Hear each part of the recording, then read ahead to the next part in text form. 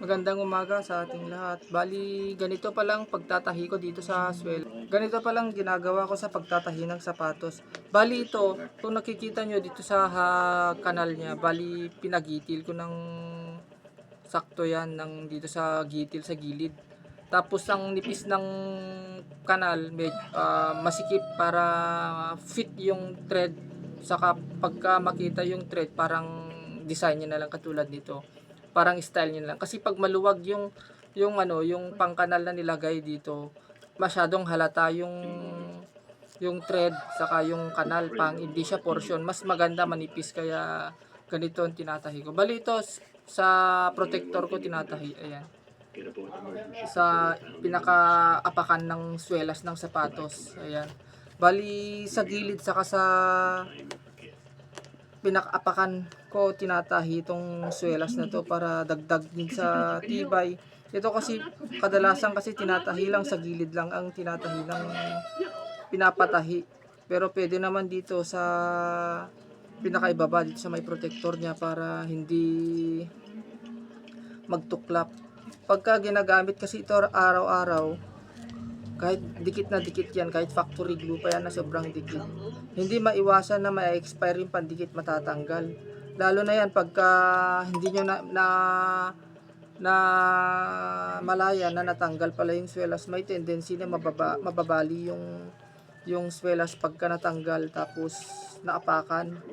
Yun ang problema dito sa swelas, kaya kailangan ididikit muna bago itatahi.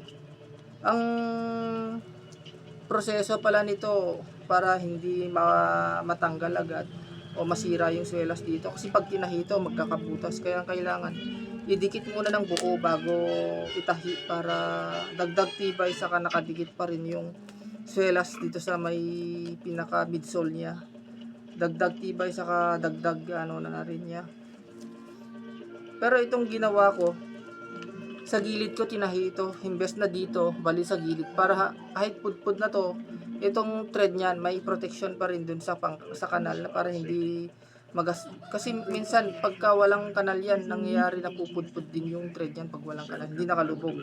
Kailangan nakalubog para dagdag tibay niya na rin, saka protection dun sa mga tulad niya nagagasgas, hindi maiwasan na pag inapak sa semento o sa may init, hindi napupudpud yung thread na nilagay. Mapudpud man yung swelas pero yung thread nandun pa rin sa loob kasi nakanalan. May protection siya sa dun sa mga tendency na pwedeng mapudpud dahil dun sa paggamit araw-araw. Kaya yun ang purpose ng pangkanal dito sa ginagawa ko.